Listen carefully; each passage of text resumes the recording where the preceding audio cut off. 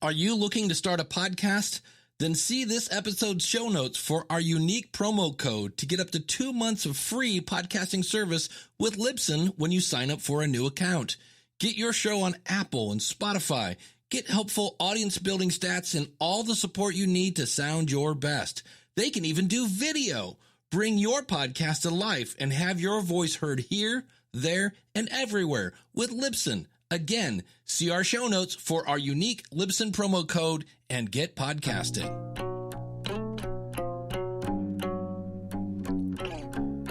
You're listening to CreepGeeks Podcast.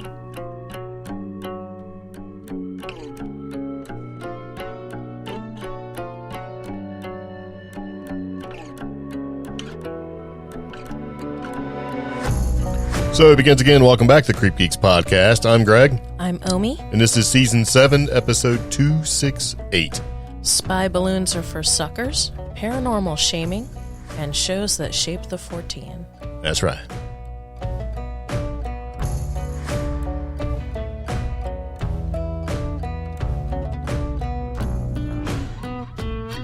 So here we are. Welcome back to the CreepGeeks Podcast. If you're a long-time listener, first-time caller, we appreciate it, that sort of thing.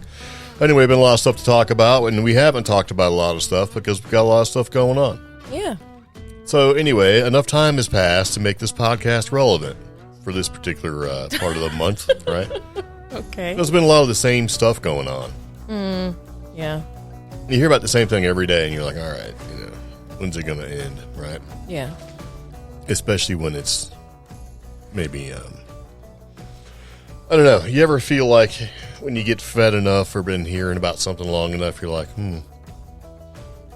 maybe there's more to this. Maybe I feel like I'm being duped. Yeah, I mean, and typically you feel that way with, like, products or music. And it's weird to feel that way about things that are talked about, like news. Actually, I would say in the last couple of years that is not the case. Yeah. I know what you're saying. It's to like such an extreme that it's almost like watching those waterproof commercials on TV. It's almost that bad, Yeah. It's like Flex Seal UAVs. You shouldn't drop the name. Now we're going to be sued by the guy with the fake beard. Yeah. It looks fake. Maybe it's real. I don't know. Yeah. So anyway, welcome to the podcast. We do have a lot of stuff to talk about. You can find us anywhere you can find quality podcasts. Okay. Any podcast player, we're out there. We, all of that good stuff. So, if you want to find us on Facebook, it's pretty easy. CreepGeeks works for that. If you want to find us on Instagram, CreepGeeks works for that. We like a little bit of interaction, but we're not gonna pull it from you. We're not gonna be like, hey guys, when you get a chance, go out there and vote for us. Or send us a link or something. No, I just don't feel like asking for it. Okay. Not today. All right. Yeah, but hey, you could if you wanted to. You could do something. Look, those guys are swell. Yes, we appreciate reviews. That's right. Or if you want to actually reach out to us, you can give us a call at 575-208-4025. Yes. You can also reach out to us through the Contact Us link on CreepGeeks.com. Yes. So it's been pretty quiet in the news, with Chinese spy balloons, trains catching on fire, and all sorts of crazy stuff. So one thing that we do is we go through and we look at things that we want to talk about, and then we do some research when it comes to like finding trends and trying, things like that, right? Mm-hmm. And when you find trends that have like an 1800% breakout, you're like, "Ooh, that's a lot." Let's see what's going on with that. When then you actually go to the result, and it shows no interaction from anywhere. It's like, well, wait a minute, why is that like that? Yeah. And then you goes, huh. And then when you look at other subjects, kind of the same thing, where it's like, man, everybody's talking about it, but then when you go to look for a result and there's nobody talking about it, it makes you wonder, is that actually the case, or is it being sort of put aside somewhere where you're just not supposed to see it? Yeah. And we're thinking just not supposed to see it. So we're going to talk about some of it. And one of the things that we talked about in our last podcast was the balloon. Or balloons, plural. Because evidently, since our last podcast, we've been shooting them down like crazy and fighting with China and all sorts of crazy stuff when it comes to these spy balloons, right? Uh-huh. Yeah. And some are balloons and some are objects, and we just don't know what they are. We can't identify them right now. We don't know what they are. Mm-hmm. Yeah, that's the panic, like, we don't know. And it's like, we're the United States of America. We are the most technologically advanced country on the planet. Yeah. And we don't know what these balloon things flying around are, or these objects. I can go on YouTube right now and I can type like Mercury engine and see some dude with a salad bowl and a speaker magnet make Mercury whip around the thing like some kind of crazy Mercury vortex engine that he probably found off ancient aliens. When they talk about like the Indian, Vermani or whatever drive it is, and it's like, and then it also talks about finding large pools of mercury in the pyramids and all that stuff. So you mean to tell me, the most advanced country in the planet, we don't know what these things are? You know what that is? Yeah. That's the okey doke. I was about to say, it went from, oh, we don't know, to it's probably China, to now, oh, we don't know. And it's becoming more of a, doth the lady protest too much? It's like, yeah. Oh, we can't shoot it down because we don't know what it's doing. It's so we're just not gonna.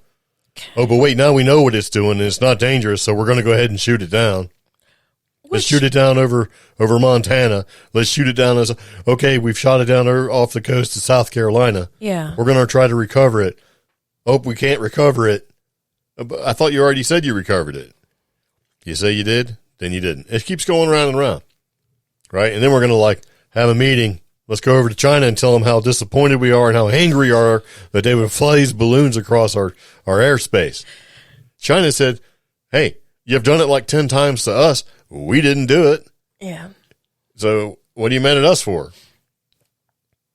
And they were like, it may be a weather balloon that flew off course. Yeah. It's like, they don't know. And see, that's how I kind of felt in the beginning. I'm like, maybe this is truly an accident for the first one. It's straight up spying. For the first one or two. Yeah. I was like, maybe it did blow off course. You know what I'm thinking? thinking? Maybe it had a different intention. I'm thinking. What? It's us. Now. We did it. Now We've been doing it. I think we shot down our own thing. I think we were about to get caught. China's already know, because, out of the whole thing, right? And this whole, we went over there and be all angry, right? And we had this tense Chinese meeting between, U.S. and China meeting, right? And here's how it goes. And I'm using BBC.com because I'm beginning to think that I can't find the information I want on our own media because we're just not interested in it, right? Or there's something Or they think I'm not interested in it. Yeah. It says, with both sides doubling down, what is clear is that the balloon blowup has made reconciliation even harder.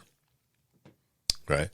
And so for the Chinese, the shoot down and Mr. Biden's refusal to apologize has set a precedent. So they want us to apologize for shooting down their balloon. But at the same time, we've flown a bunch of balloons over them. We're flying them all over the place. Everybody's flying these balloons around. And I don't think that this is a new thing. Hey, we got balloons and sensors. Let's just go fly them around and see what happens. I think we've been doing this for a long time. See, our radar, our nation's radar, for protecting our airspace and stuff has really sort of been set up for, capturing the important kill you dead things like intercontinental ballistic missiles. See, radars and stuff, they're not like Star Trek where it's like, let's scan for everything and see what happens. There's a range. There's a set of frequencies or whatever, energy. In other words, you have to kind of set it for what you want to look for. Mm-hmm. Because it's not as easy as one would think, I guess, to do this sort of thing. And so, honestly, they've been looking for like high speed, maybe not necessarily supersonic or hypersonic or anything, but intercontinental ballistic missiles coming in the atmosphere because, that's kind of important to know. Right? Yeah. So you kind of want to know that. And we've been putting a lot of our defense money and always have been putting a lot of our defense money for the most part into, being able to early detect these things and protect ourselves from them. If you eliminate the missile, then you eliminate the threat, at least at that point. So we really haven't been looking for these small things. And so with the idea that we have balloons and stuff flying around undetected over our own airspace, we got to figure out how to do that. And so they've changed the way these things operate, these radars or whatever. And I don't know the exact specifics of it. And if I did, I wouldn't say because that would probably be a bad thing. Mm-hmm. Right? And now they can detect these smaller objects with these smaller radar cross sections and things like that. So they're being detected, and they're like all over the place, and it's pandemonium. But is it, though? Yeah. So let's talk about some of the things that we talked about. We talked about arguing about the radar installations that were being put up along the coast and like Gulf Coast where Florida and all that stuff is. I'm like, why are we doing that? That's a waste of money. Why are we putting them up on the East Coast and all that? And we were like drones. Yeah. Well, I was like drones, and you're like, it's still a waste of money, and I get it, right? And those things are actually set up and tuned to look for smaller objects like drones. Okay. Because you want that defense, and also to probably look for hypersonic missiles. Because that's, they fly kind of low and slow, and they really don't deviate from their course because flying supersonic speeds, you make a quick 2-degree change and you just blow yourself up because it's such the force of flying, all that stuff that fast is really sort of like detrimental, right? Mm-hmm. So I think we got drones we were worried about because that was the thing with the UAPs and ATIP and all this other crazy stuff and UFO disclosure, and these drones are flying around and undisclosed, unidentified objects. Let's not call them UFOs. Let's call them UAPs and all this sort of thing. How were they detected? They were detected by basically upgrading radars in planes, like jets and stuff like that. Now they're more sensitive, and they're set to look for smaller objects because, drones have always been sort of a thing. Yeah. And now they can be seen everywhere, and they've been recording them, and they've been seeing them, and all of a sudden, there's balloons. Holy crap, we got more balloons to look at. These are spy balloons. I know, it's funny because I thought I saw I think it was on Facebook. I saw some post recently where somebody copy and pasted a screenshot of, which I have my own concerns with, where it was like how many times jets have been dispatched to investigate, and then like the total budget, and I don't even remember the number. I was just like, is this even? It's just like shoveling more dirt on the lie, and I'm getting frustrated with it. Yeah. Because, those numbers may be accurate. They might be. If it costs that much military power plus resources plus fuel, when the truth of it is now we can detect things better, I'm frustrated. I'm not, because it's just how it is. You can't arbitrarily change the way things are being detected when you really are protecting against the big one. The big one is the intercontinental ballistic missile with nuclear warheads. Because those blow up the whole freaking planet. If I had my druthers, please watch out for missiles. Okay. A balloon we don't worry about so much. And see, that's the thing. But you have to put the money where it is. It's one thing. Where the threat is. If we have this pattern of recent activity to learn and analyze, okay, these are clearly balloons. I don't know. That's just it, though. It's kind of like you can't have... The way the equipment was made, it was made to be the best it could be to detect certain threats. And a long time ago, they determined that which is the most deadly threat. The Cold War made it intercontinental ballistic missile. Yeah. Now, I think it's basically drones, small crafts, or whatever you want to call them, balloons, that sort of thing. It's a different sort of threat. And so they have to retask some of these radars to be able to detect these smaller things. And evidently, when they did that, they're like, holy crap, there's stuff flying around everywhere, which is what everybody's been saying. Yeah. Look to the sky long enough and you'll see something flying around. What it is, we don't really know. And now with these crafts, not everything is a balloon, because sometimes they say it has an octagonal shape or whatever, and they're trying to figure this out. And they don't know. We just don't know what it is. It's like, well, if I can watch YouTube and see some dude basically flying something around using plasma, it's like the size of I don't know. It looks like 2 pizza boxes, right? And this thing, it's flying, it could carry like 12 pounds. We actually talked about it. And this was like just some drone flying event. So if some dude is making this in their garage, I would certainly think that our government and DARPA has long been doing this. And drones don't have to come in the same configuration that you'd see at the hobby store, like quadcopters and all that. They don't. I just don't think that what's going on. I definitely don't think it's extraterrestrial. I think it's terrestrial.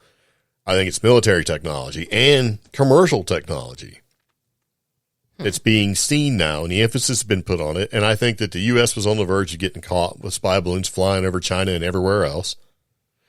I think China's weather balloon is not a weather balloon. It's definitely a spy balloon. I think it's silly. So they had to be all mad about it. How dare you shoot down our wayward, lost weather balloon? But at the same time, they've been pretty professional with the whole thing. Yeah. You come over all hysterical and start yelling, right? And they're like, you guys are hysterical. Man, you've been doing calm this down. 10. Yeah. Like, really, dude? You're going to come over and start yelling at me? You've been doing this. That's like you're protesting too much. Like, who farted? Did you fart? And it's like, you did. I know. So I think they're getting caught with the whole thing.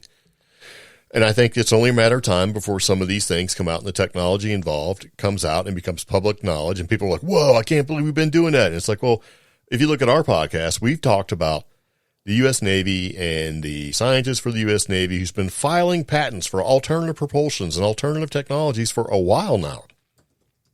At least 3 years to 4 years before any of this stuff has come to light. Yeah. And what did we say? It's like, okay, they filed these patents so that when the technology comes out or they can release the technology, they'll stand to make some money and it won't be a shock and it'll be patented. Right? I mean, you think companies like Lockheed Martin and GE and all these other companies that provide sort of military infrastructure for developing new projects and things like that, along with DARPA, where does all that money come from? It comes from our budgets and stuff like that. And eventually when that technology becomes public, they're going to have to be able to figure out a way to pay for it. Yeah. It's like, huh. So I think so far it's really much ado about nothing. I think we're scanning their stuff. They're scanning our stuff. I know. And I think I'm remaining calm because I'm just a little too over it. However, it does seem like more people are looking up now due to this new craze. I even think I saw an article where it was like a couple of instances where people were thinking they saw spy balloons, but it was misidentified as something else, like the planet Jupiter. And people are finding out, oh, that's not a spy balloon. That's my nosy neighbor way at the other end of the neighborhood with his big old drone, you know, that type of stuff. And I'm just like, I'm almost the same way I am about disclosure, where I'm, as a paranormal researcher and UFO enthusiast, I'm so over it, I'll just wait for it to be happening and be surprised as the rest of the public. Yeah, because people are done with it. They don't care. They're getting to the point where like, all right, well, nothing exciting's happened, so the flap is dying down. Who cares? Yeah. I mean, we forget so quickly as a society in general. I think with the U.S., it's like it shows up in the news, we get all freaked out about it, and then it goes away and we don't care. And you can do like a quick internet search and find it like, in 2019, it was reported that the U.S. military used 25 experimental solar-powered high-altitude balloons to conduct surveillance across, and this surveillance test, across 6 Midwestern states. Yeah. Shocking. But we don't know what the hell that balloon is? What is it? We don't know. It's like, are you serious, man? I think you do. And I had a couple thoughts. I was like, what if these objects that are whizzing around were developed to, sort of test new technology? Mm-hmm. And you can't do it full scale because that's a lot of money. So you do small sampling, small tests. And it's like, okay. And I'm sure that some of these devices have to use some sort of intelligence to be able to station keep or, maybe maintain It needs to be able to stay in one spot for a period of time. Like maybe be able to, you need to stay within like 50 to 60 acres of space, for 6 or 7 days, or maybe, within 50 square miles, you have to be able to stay within, indefinitely, whatever, right? Yeah. Because if they do that, then they can turn around and do other things. And so far, if you look at technology as a whole, it seems like, well, the United States is behind everybody in swarm technology. And I don't necessarily believe that. I mean, with like Able Wingman and some of the other stuff that we were talking about, where a jet, for example, can be the mothership and have lots of drones that fly around with it to be able to do missions and stuff like that.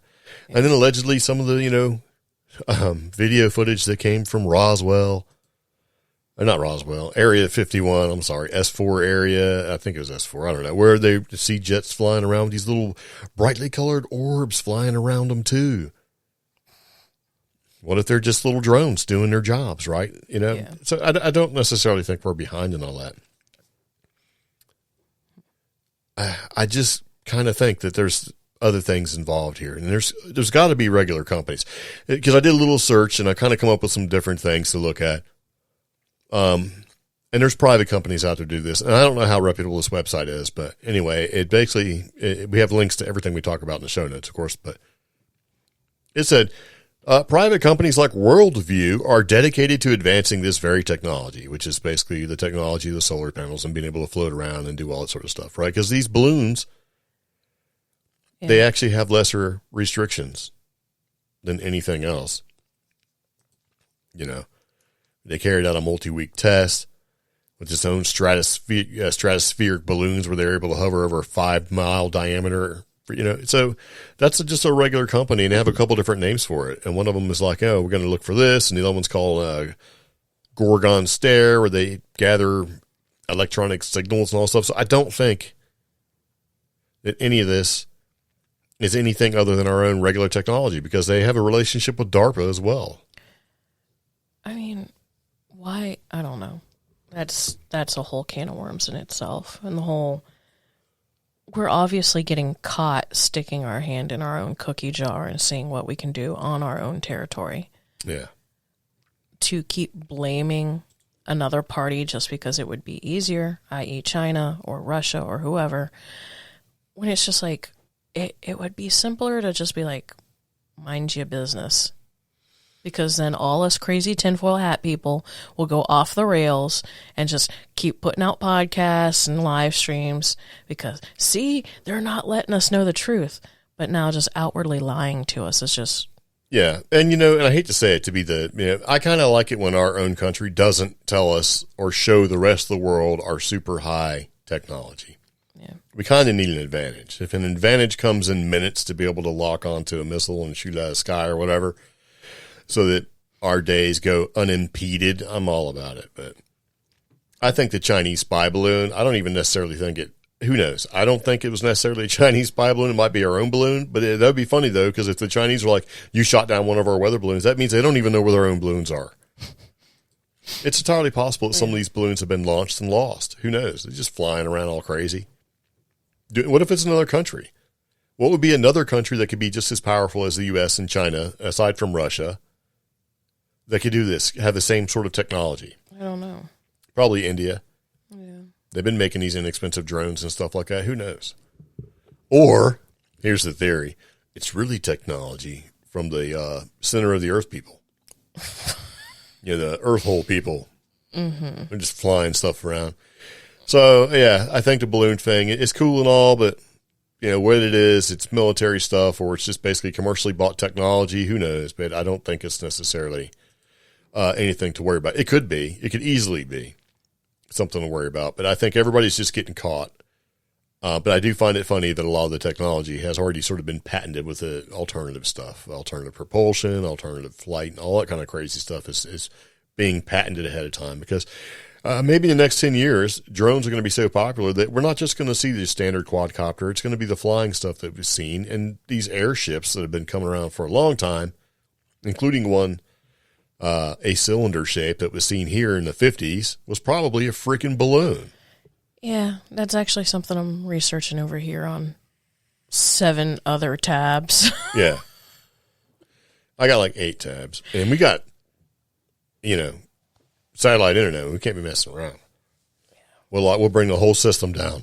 Oh. System is down. So, yeah, I don't know. I just thought something, we'd been asked to sort of, what do we think about this? What do we think about that? And so we put that out there just to kind of I just want to get back to the time where we had people popping out of nowhere saying, I've been abducted by aliens and this is what happened. Why can't we get back to that simpler time? Yeah. Or like, yeah. I was going to say having like cattle mutilations, but that's not. Actually, that's another thing that the news hasn't been showing. Did you know there was a rash? Oh, yeah, there's been a whole bunch of them. Like lips are being lasered off of cows. In Colorado for like all of December. Mm-hmm. And I didn't find out about it till a couple weeks ago, and we didn't put it on the episode because we couldn't tie it in. But it was like... Right, and it also at the same time, it's kind of like, why would you put what... You got to have something that kind of relates to the cattle mutilation, I think. But then... To show a correlation. It happened again in the Midwest recently. It's happening all over the place. And it makes me wonder if things are different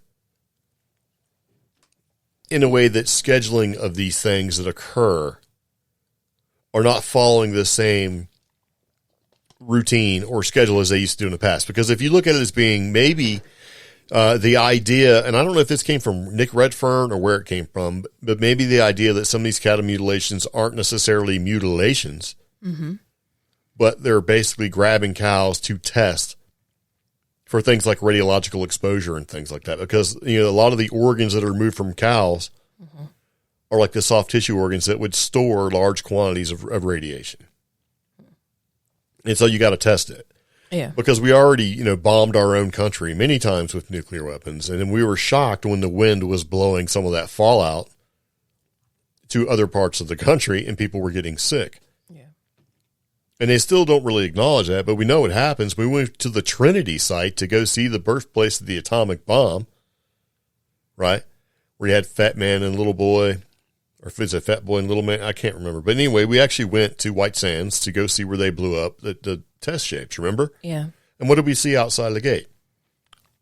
Protesters. Yeah. That are about 80 to 90 miles away down, and that they're sick. They have cancers and things like that. Because effectively the World War II bombs, they were powerful, but they were much like dirty bombs. Mm-hmm. So I don't know. And so it got me thinking, it's like, man, this is all kind of crazy with this balloon thing. So let's move into something slightly better. Okay. And we're going to call this Paranormal Pet Peeves, Paranormal Shaming. This happens, and it seems like it happens yearly, right? I could go off on one of these recently. Well, you could pick one to go off on. We don't really have to talk about every single thing. I mean, we do have more extensive notes, but the actor reference. Yeah, do that, because you told me some of the things that you were grumbling about with this, and this makes sense to me, but it seems like there's people out there that are abject consumers. Yeah. They consume content and they enjoy it. Yes. And if you're a creator of content, right, sometimes it costs more money than you actually have. So, any opportunity you may have, or maybe an opportunity to recoup some of your losses so that you can keep creating the content shows up and you take it. And now all of a sudden, the same people that are consuming the content are the ones grumbling at you. Or the opportunities that would secure your future to continue making content people are being bashed about. I mean, it's inflation, right? Yeah. I mean... No, I mean, think about it. It's inflation, right? So if you were able to do this on the weekends, like maybe fill up a couple tanks of gas and drive out there and you're like, oh yeah, I'm going to do this. And you're doing that out of the kindness of your heart. And then inflation shows up. And then you can't even eat a freaking egg because they're $6 a dozen.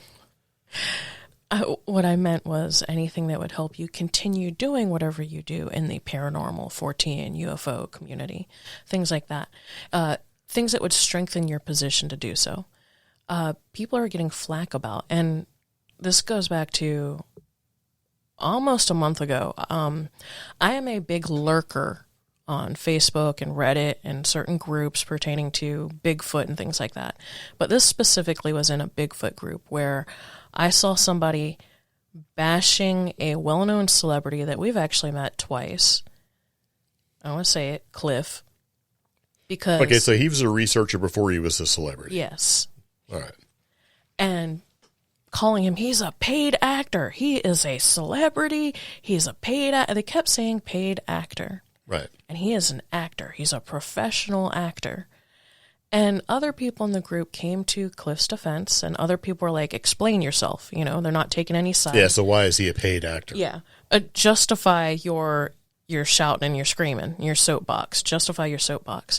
And the reason is because Cliff has an IMDb listing. He has an IMDb listing because he was on a TV show. And whether or not it is paranormal or a history documentary or you narrate something about hummingbirds in New Mexico, you're going to get an IMDb listing if you are on a professional show. All of us consumers want that professional paranormal encrypted evidence. So if it's a professional show, you're going to get an IMDb listing.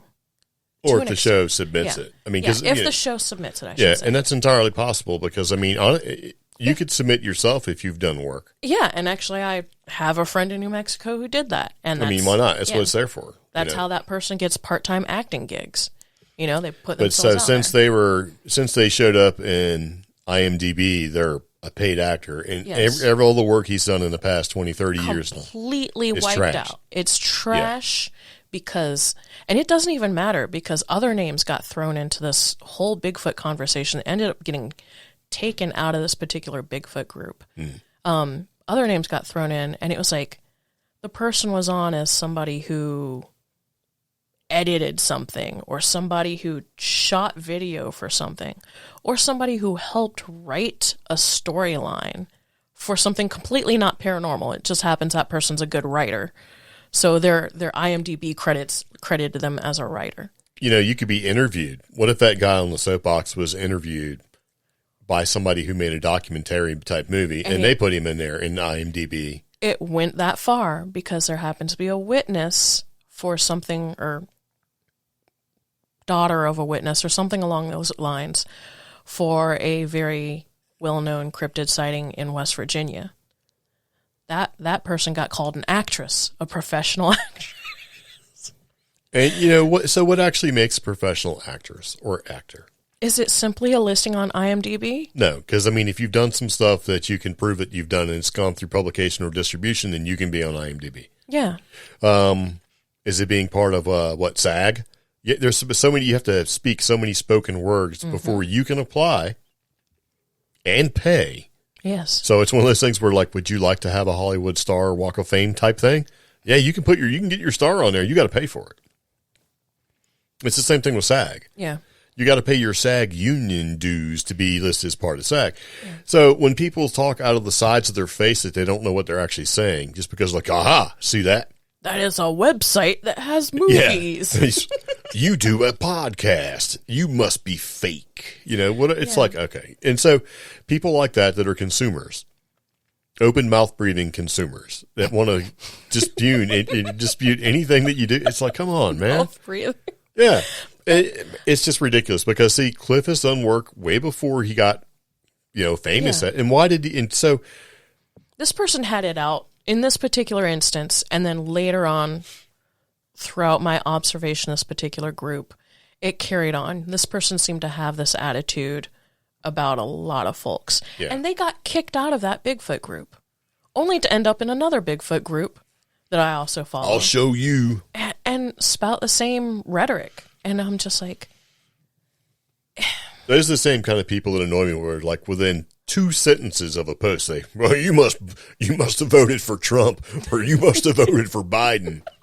It's like, what does that have to do with anything that we're talking about? Yeah. You lead with that, huh? Yeah. That tells me all I need to know about you. If you can't have a conversation without bringing up some kind of stuff, some sort of hot button issue that you want to, it's like, okay. And it's funny because it's almost like this weird cultural hipster attitude.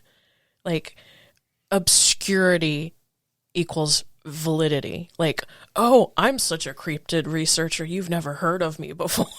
Yeah. I've been doing this for 40 years. I don't have any idea who you are, dude. Yeah. What have you done? But have you done anything that anybody could look at? As the paranormal gets more commonplace, you're going to see people on IMDb. You're going to see people on Kindle. You're going to see people on Amazon. You're going to see people on LinkedIn. And Audible. Yeah. Well, like, I'm on LinkedIn right now, and because there's so few paranormal professionals, they see my profile, and they instantly network with me. Yeah, I'll never call myself a paranormal professional. I don't. I just call myself There's no, I mean, how do you get professional accreditation for it? The UK actually has that kind of stuff because I think they're more, I mean, it's one of those things where how do you become a professional? Yeah. And, there's an argument of being,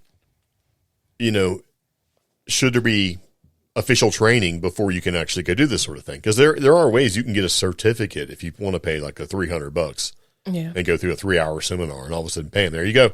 Or it's like $4,000 for the one place we looked at. That's if you want to get some kind of degree or whatever. I mean, but it's just like, okay. But see, it's the same sort of argument. Whether you could be a regular YouTube creator creating like videos because you like to do it or whatever. All of a sudden you meet the criteria to become a YouTube partner and you're like, oh, that'd be cool. Yeah. I mean, I spend time doing this. And so you go ahead and become a partner and all of a sudden you're getting monetized. And so based off the, people that click on your stuff or whatever, then you can get a little kickback and people are like, I can't believe you're doing that. You're doing that. Whatever. Right. And it's like, well, hold on a second. YouTube is running ads off the content you create because YouTube, that's how they pay for it, right? Is by running ads. YouTube's not free. I mean, they have lots of things they have to pay for. And that goes to that ads thing that you're talking about. Yeah. And so if they're going to basically make money off the content that you put up there, why not be a part of that? Yeah. And anybody that would say, oh, well, if you do that, then whatever, you're disingenuous. And it's like, how do you figure, man? And it goes to this because you see it even in a professional side where people are like, hey, I have this amazing opportunity for you. And you're like, this sounds great. I'd like to do it. And you're like, so is there any kind of monetary compensation or anything like that? No, man, you're doing it for exposure. Oh. Yeah. It's like, that's great. So does exposure pay your rent or give you a hamburger at the end of the day after your heart? No, it doesn't. Kind of like the oatmeal cartoon he did where he's like, he got handed exposure and he tried to hand the hot dog vendor. And there'll always be people that think that you're trying to pull something over on them if you get any kind of compensation for it or label you. Well, I don't trust you because you get paid off of YouTube. It's okay, whatever. Man. I do want to back up. There is such a thing as in-kind exposure where if you do this for me, then later on you can do an event or later on you can be a primary sponsor or a speaker or something like that. That's fine. To an extent, it's fine. Yeah, it's a line that you have to. But to dismiss like, oh, you're doing this completely for free. That's the only way you can be legit. I'm sorry. Why does everybody who's not on TV not allowed to have ads, but you'll sit there through a 22-minute show because there's 8 minutes of commercials on regular television? Yeah. Well, and I think that goes to a bigger issue, but here's the thing too. Yeah. People watch YouTube, watch social media. They see somebody with like millions of followers or whatever, right? Mm-hmm. And they're like, okay. And then you look at companies. And companies out there will have a show. It only gets like maybe 750,000 views every time it's on. Mm-hmm. And they turn around and will look down their face on content creators. Oh, well, we're a network. And it doesn't matter if you have 100 million viewers or subscribers to watch your content. It's not the same. You're just some, knucklehead who's doing this. Like, they really sort of discount what you do. And there's a whole group of people out there who've started and made content that is like, nope, I'm making this content. This is a business. Because a lot of people don't realize if you get paid for anything, you got to pay taxes. Yeah. So why would you just say, I'll just pay the taxes without looking at it going, I got to treat this like a business because I have expenses.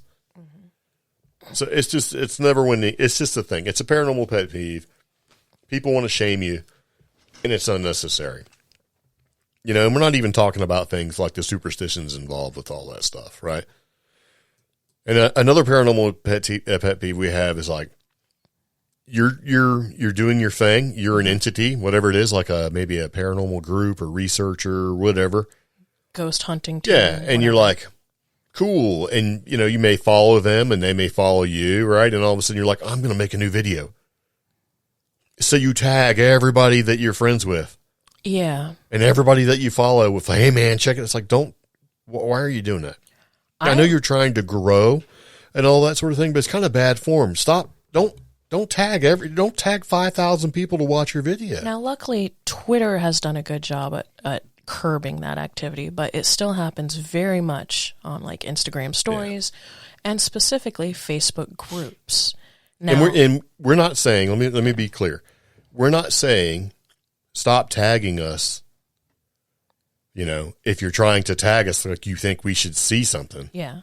But just don't blanket tag everybody. When you use the everyone in a Facebook group Yeah. or in a community chat, that's annoying, especially if it has nothing to do, like, at all to do with me. Like, I like to be tagged specifically. Like, hey, CreepGeeks, have you seen this? And it's like, yeah, that's cool. We really like that. But if it's everyone, please come to my Grandma Irma's Bigfoot flea market. Yeah, and I did find it. We have people that follow us, and gun show. We look at every single one of them, like to see if we can follow people back. Because I do. I want to see because we might know them because we've met and seen lots of people, right? And there's people that we follow that maybe don't have a lot of subscribers or any of that sort of thing. But when we go check out your profile, or especially if I'm doing it, if I go check out your profile and you have no content, I can't follow you. Unless I know it is for sure you, because we've all followed somebody and all of a sudden we get spammed to death. Oh, I have an addition to that now. So, or if you're like, you click on them and you're like, that doesn't seem right. Your profile picture doesn't match, it doesn't match you. It's like, Mine is a whole, how dare you at everyone when your profile is so locked down? Yeah. I've got a pet peeve. I've seen that too, where it's like, check it out. And you're like, your profile is private. Wait a minute. Or, tag me to watch some horrible, horrible spy balloon footage or what is definitely Starlink. But then I go to look at you or try to message you and I can't because you have everything set to private. Yeah. I don't want to engage with you. Yeah, because it's a risk. It's all a risk. I'm not putting a comment on your post either to add to its engagement level either. Yeah. So tired of grumbling about it. It's sort of a paranormal pet peeve. Probably shouldn't be doing this sort of thing at all, but it's just something it's just like, good come form. on, man.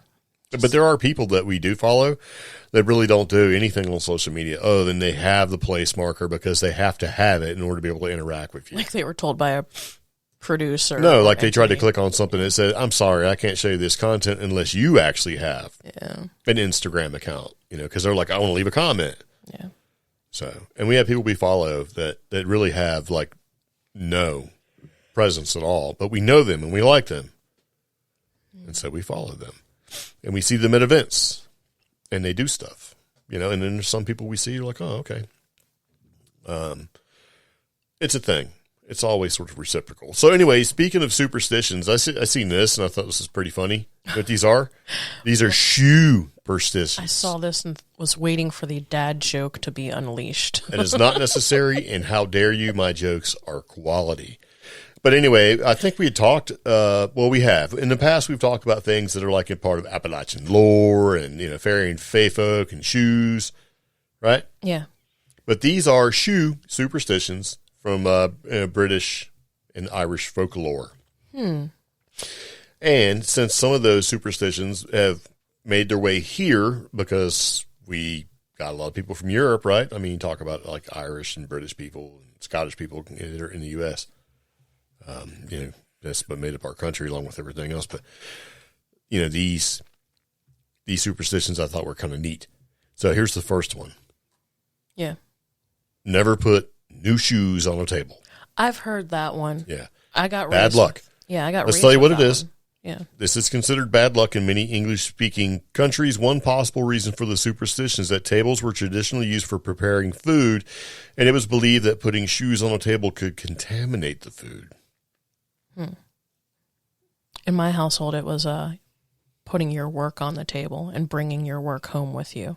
That could be type mentality. Yeah, that's what it was. I don't know if this works in like Asia or places that you typically take your shoes off at the door, but I mean it very well may be. But see, that's the thing though. If they're new shoes, what is it? Are they fresh out of the box, or I mean, is there anything on them? I mean, if they were like work boots, but growing up, it was any shoes. It didn't matter if they were new or not. Like to the point where.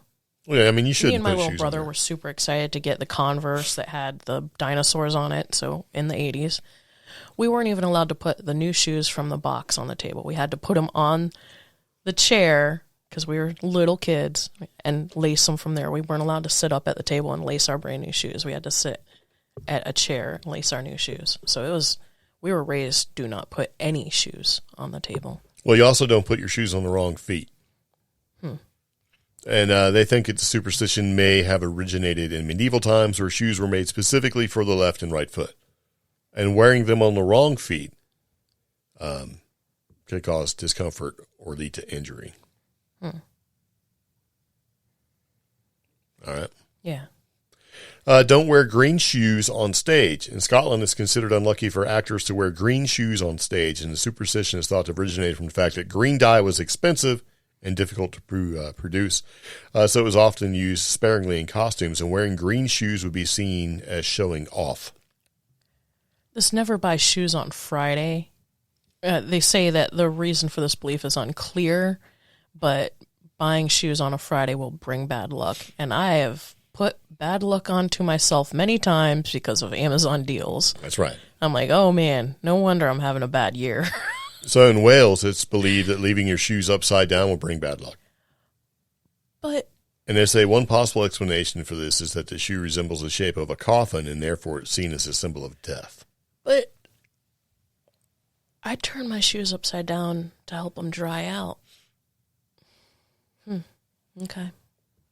All right. Never give shoes to your partner. In some parts of England, it's considered unlucky to give your shoes as a gift. Or to give shoes, not your shoes, as a gift to your partner. It's the superstition may have originated from the idea that giving shoes symbolizes the end of a relationship.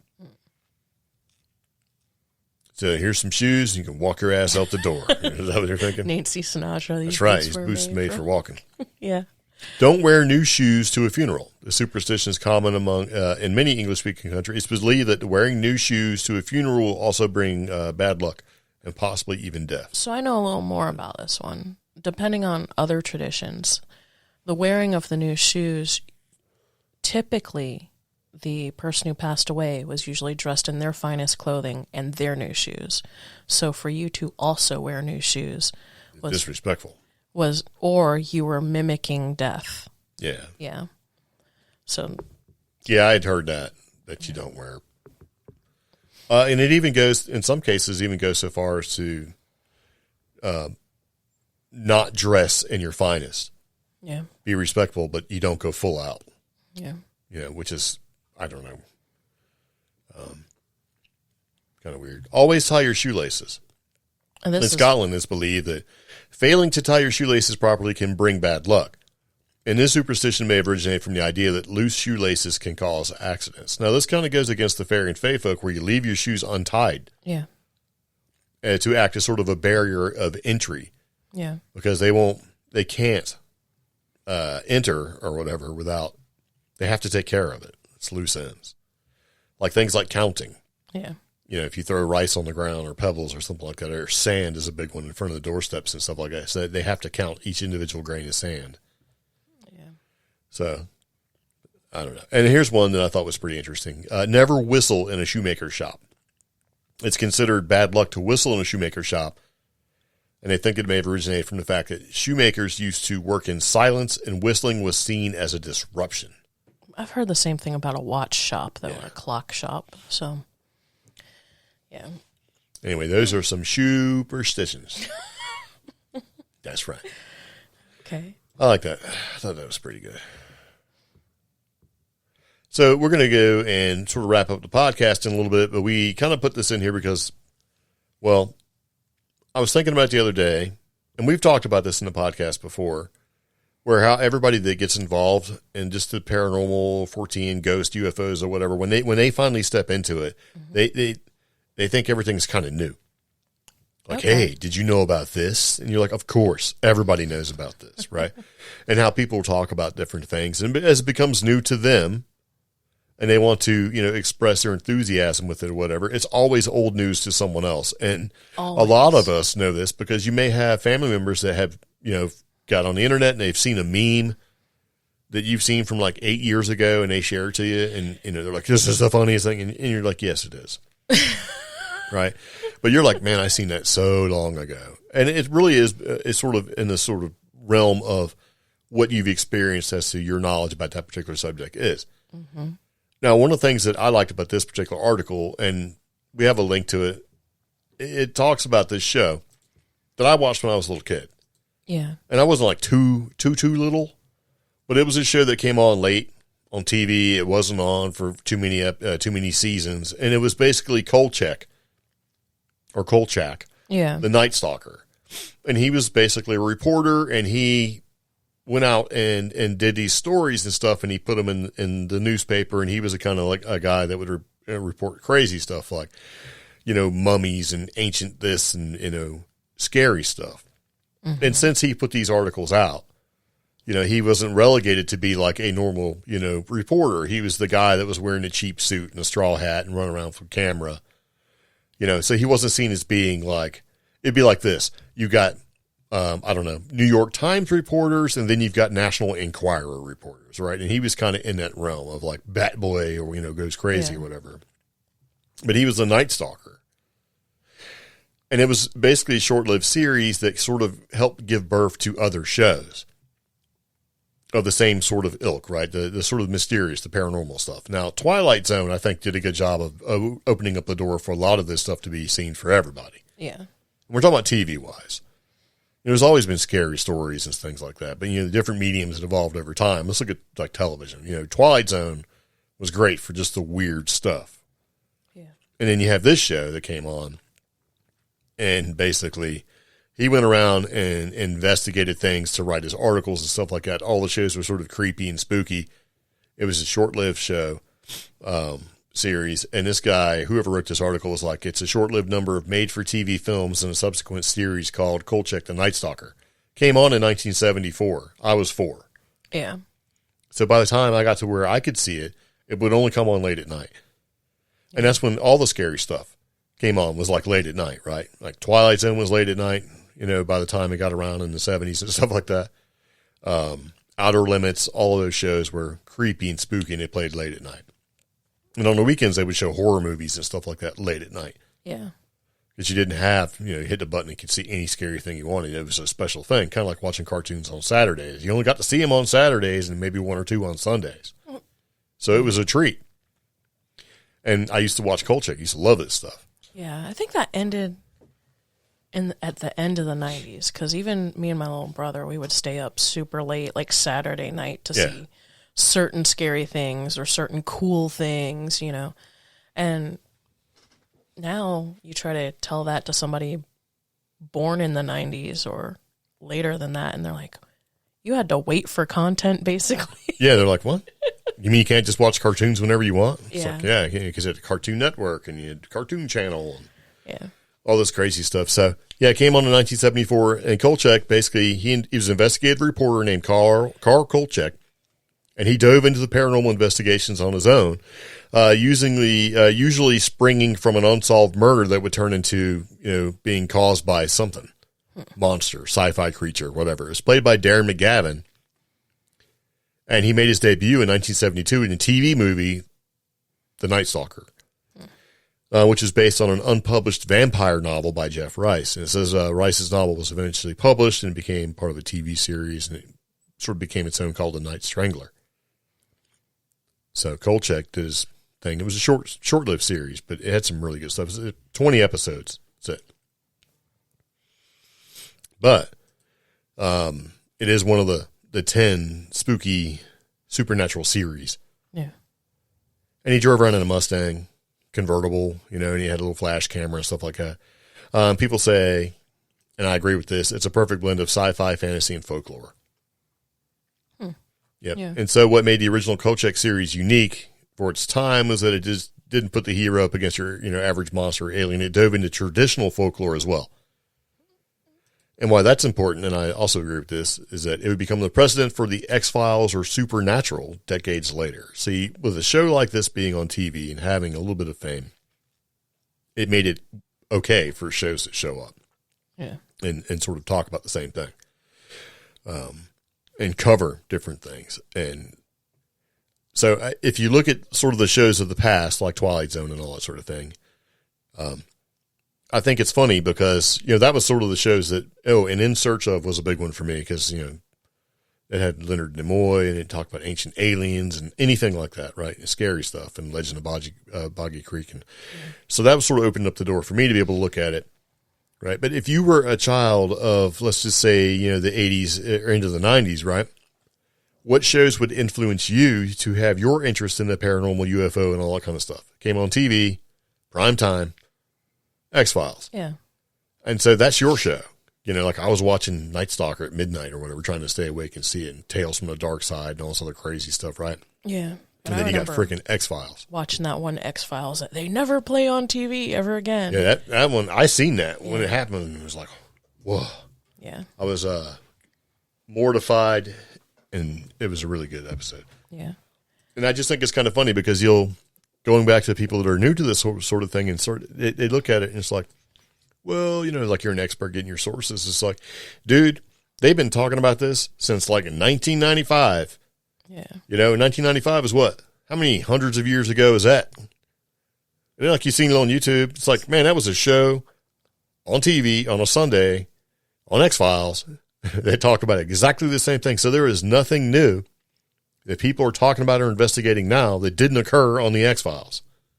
Yeah. Isn't that weird? 28 years ago. Yeah, like, okay, the first time you ever got like a real sort of mention of like chupacabras and stuff like that was like X-Files, Brown Mountain Lights, X-Files. Mm-hmm. The idea that Bigfoot came from UFOs and stuff, there was an episode done about that.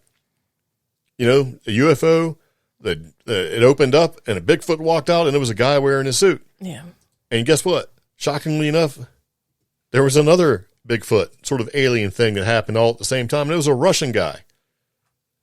So it was basically a program, a misinformation, you know, sort of psychological warfare program to basically be able to take and abduct people by making them think they've seen UFOs and Bigfoots and stuff, completely discounting everything. So it was kind of like, you know, yeah, it was pretty cool. Reptilians. Bunch of episodes of reptilians. Yeah, but, okay, so Bigfoot in the UFO. Crazy stuff in the Arctic. And then reptilians, and then definitely crazy stuff in the Arctic. I'm like bringing back bacteria and stuff from the Arctic. 90s, you know, yes, that was on TV and stuff like that, and maybe even in the 70s. But I was going through a phase where books better than TV, you know, and a lot of that was talked about in literature way before it was brought about in popular media. Well, of course. So, because now apparently we no longer consider books popular media. So, you know. Well, of course. I mean, you know, hey, guess what? Yeah. Books are cool and book nerds are cool.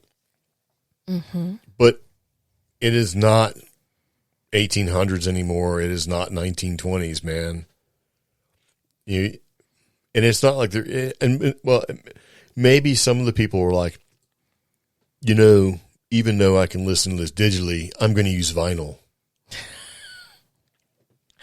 Okay, whatever, you know, but, you know, I don't know. It's modern, man. It's modern times. I think even no matter what, like, oh, well, I saw that on, you know, In Search Of, and then there's going to be somebody out there, well, I read it in a book in the 70s. And people are going to be like, ooh, it's like saying, I used DOS. Ooh, you know. But it's just cool, though, because it happens, right, where you get your interest in the paranormal or whatever, and it comes from whatever media is there for you to be able to ingest, right? And here we are, where you can watch TV. My versions of stuff were like old school 70s and nothing scary. Can you imagine kids today? You can see some scary, super special effects stuff. And that's their reality when it comes to things like this. You know, I was scared of a Wolfman, a furry-looking dude in a suit running around going, right? And then what happened in a short period of time, right? Because the movie came out in the 50s. This was a classic Monsters, right? Yeah. And then here it is like in the 70s. I think it was like 77 or 78 or whatever. And I went and seen Alien with my dad at the movie theater, and it was not good. That was the scariest thing I ever seen. Wolfman is nothing compared to an alien spitting, gonna implant itself on your face and make you ingest an alien, baby. You know what I mean? The two scariest forms of... That is freaking horrifying. For some reason, didn't strike terror in me as much. The two scariest forms of media ingested with my eyeballs when I was a kid. There was two. And one of them was the cover of Communion by Whitley Strieber. For some reason, that alien gray on the cover of that book scared me more than anything I had seen up to a point as a kid. And then the second makes no sense, but for some reason it does. It is when the devil demon creature is chopping bodies in the movie Legend. For some reason, those two visuals right there are what scared the heck out of me growing up. Well, there's no accounting for taste. Thanks. So, but yeah, I mean, that's just it. It's whatever pulls on the primal heartstring of fear. Yeah. That's your part of Uncanny Valley. There's other people that are afraid of other stuff, like Children of the Corn. That's kind of creepy. So it just depends on your level. Like, I didn't like The Exorcist because of the idea that you can just get possessed at any time. Yeah. I mean, how do you defend against that? And see that. And you're like, oh, I'm not Catholic. And then like, what am I going to do? Those are the misconceptions that are brought about by media. Because right. That movie really did make the average person that attended movies and watched TV think, oh yeah, spirit just dips in there. Yep. Yeah. Just going to get you. Just going to get you. Yep. Yeah. Amityville Horror too. You don't have to. Like, guess what? Your house is scary. Anything. Mm-hmm. You don't have to have weak disposition. You could just be grocery shopping. And, that's right. Demons. Yeah. It's happening now on Ghost Adventures. Everything's a demon, right? Yeah. I don't know. I just thought it was kind of fun to put it in there and talk about it. But Kolchak, if you ever get a chance to see it, you will be completely underwhelmed. But at the time, though, in the 70s being the way it was, it served a point. It basically, I think, yeah, I don't know. It's definitely in the top 10 because even at 20 episodes, they had some weird stuff in there, like headless. Anyway, it's a thing. You got kids these days that are like, not born in the 1900s that are like, this is stupid. You know what I mean? Because they got all the good stuff. Yeah. I mean, Marvel movies. Okay, so if you really want to see how sad and how bad we had it in the 70s, go watch Spider-Man, the TV show. It is just the stupidest. You'd be like, it's so sad. The cool one was like Wonder Woman. Yeah. And even then, the special effects weren't that good. And I still think one of the coolest things I've seen was when, Steve Austin, the $6 million man, ripped Bigfoot's arm clean off. Okay. Yeah, that shocked me. That was like the Game of Thrones wedding or whatever that is. Everybody's like, oh my God, that was it. To me, when Steve Austin ripped off Bigfoot's arm and it was bionic, he was like a robot. It's like, oh my God. So, yeah, lame. All right. Especially look at Marvel movies, man. If there's a kid growing up who's like 6 or 7 years old who's watching like the Avengers, and that's the expectation. Yeah. That sets the bar. So it better be way better. And my like bar 10 years, set, he's going to look back and go, that is so cheesy. And I'm still like, man, I'm blown away by it. It's like, wow, it's amazing. And my bar is set when E.T. got sick. That's my bar. That was a sad time. Yeah. So that was a sad time. It's also a sad time when M&M's turned down, having their product used. Yeah. In a Spielberg film where everything is product placement. That's the thing about Spielberg films. Yeah. People look, it's so great. It's like, just look for the products, bro. That dude made money. So anyway, I think at this point we're going to be done. Oh, okay. Is there anything else in which you'd like to speak about? No. I mean, we should probably do a whole episode on some of our recent road trips. Yes. Yeah. So we could do that. Yeah. But if you are interested in our recent road trips, check out our Instagram and our Facebook. We've been posting regular updates on some of the places we've been, and our Patreon patrons have been getting a couple of things from us first, like our trip to Moravian Falls. Yeah, they're going to get more. Yeah. They deserve more. Good people, all of them. And if you're interested in checking out our Patreon, we do put links to everything in the show notes for each episode. So, yeah. There you go. So anyway, if you have any questions, comments, concerns, please let us know. But we do appreciate you taking time to listen to us. See you later. Take it easy. Bicycle. Bye.